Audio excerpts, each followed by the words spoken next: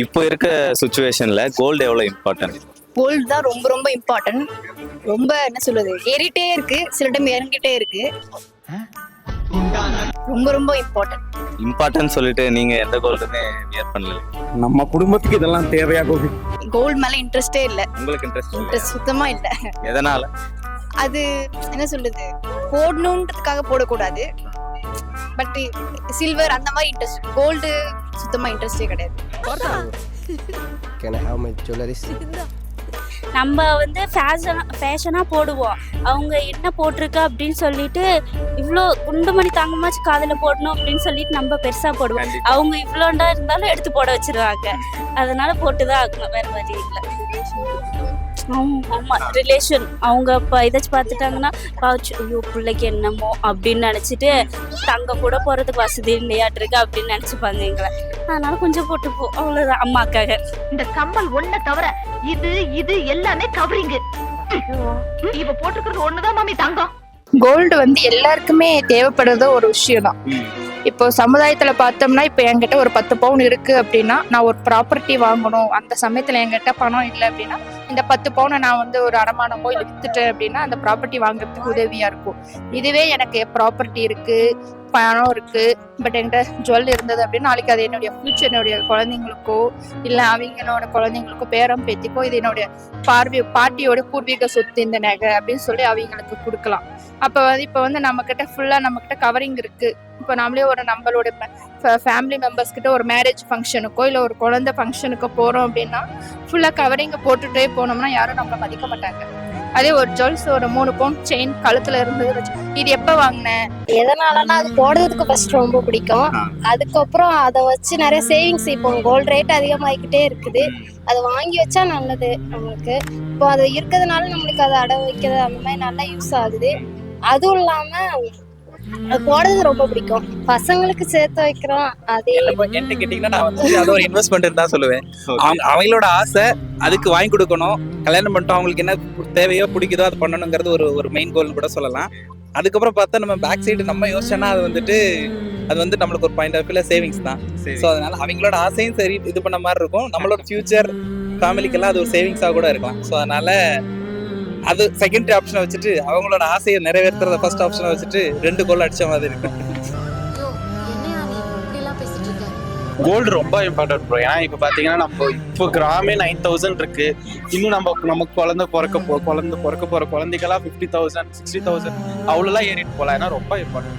இப்போ வந்து கௌரவத்துக்காக தான் நிறைய பேர் கோல்டு வாங்கிருக்காங்க. அது இல்லாமல் பின்னாடி வருங்காலத்தில் இப்போ வாங்கி வச்சா பின்னாடி யூஸ் ஆகும். அதுக்காக நிறைய பேர் கோல்டு வாங்கிருக்காங்க. அது ரொம்ப இம்பார்ட்டன்ட்.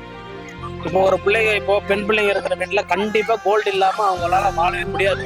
அந்த சுச்சுவேஷன் ஆயிடுச்சு. இல்லைன்னா பிள்ளைங்களை வந்து கல்யாணம் பண்ணி கொடுக்க முடியாது.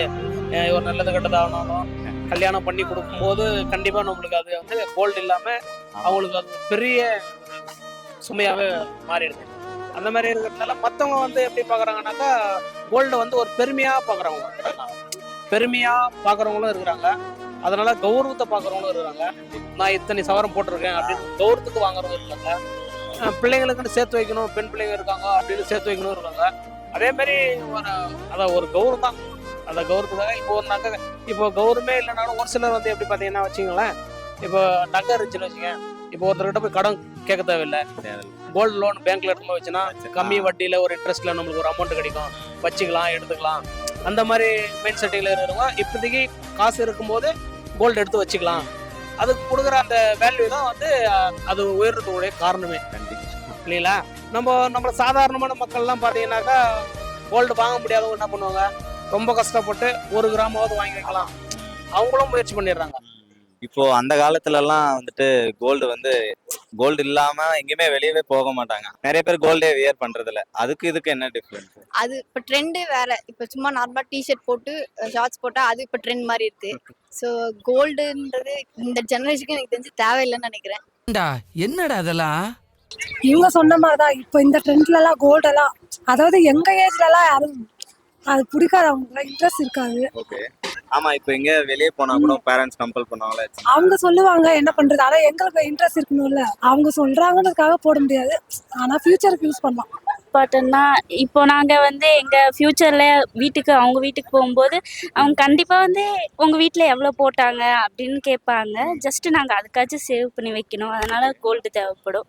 ஓகே. அப்புறம் எங்கள் ரிலேஷன்லாம் பார்த்தாங்கன்னா அவங்களுக்கு வந்து பார்க்குறப்போ பரவாயில்ல, கோல்டெல்லாம் போட்டு கொஞ்சம் வசதியாக இருக்காங்க அப்படின்னு நினைப்பாங்க. அதனால் ஃப்யூச்சரில் எங்களோட சில்ட்ரன்ஸ்க்கு தேவைப்படும், அதனால் கொஞ்சம் சேவ் பண்ணி வச்சுப்போம். ஆனால் எங்களுக்கு இந்த ஜென்ரேஷனில் கோல்டு தேவைப்படாது, இனிமேல் வேண்டாம். அது எதுக்கு? எங்க வாங்கினேன் நல்லா இருக்கு, ஆனா நம்ம கஷ்டப்பட்டு வாங்கியிருப்போம், அதுக்கு வந்து சிறுக சிறுக சேர்த்து வச்சிருப்போம். ஒரு ஜுவல் ஷாப்ல போயிட்டு மந்த்லி சேவிங்ஸ் போட்டிருப்போம், இல்ல வேற ஒரு நகைய போட்டுட்டு அதுக்கு மேற்கொண்டு கொஞ்சம் காசு போட்டு இந்த நகை வாங்கியிருப்போம். உங்ககிட்ட ஒரு 10 பவுன் இருக்கா, கழுத்துல செயின் இருக்கு, கம்மல் இருக்கு, கையில 2 வளையல் இருக்கு, ஓகே போதும் சிம்பிளா. ஓகே உங்ககிட்ட ஒரு 10 பவுன் இருக்கு, ஓகே பரவாயில்லப்பா, இவங்க கொஞ்சம் வசதியில தான் இருக்காங்க.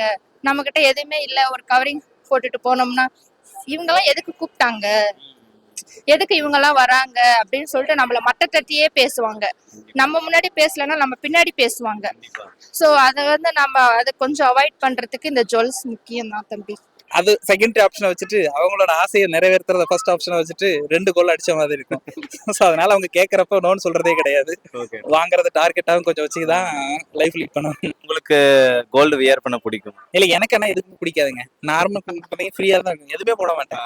அவங்க எல்லாம் வந்துட்டு அது போடுங்க இது போடுங்கன்னு சொல்லுவாங்க, எனக்கு ஏன்னு தெரியல, அதுல இன்ட்ரெஸ்டே கிடையாது.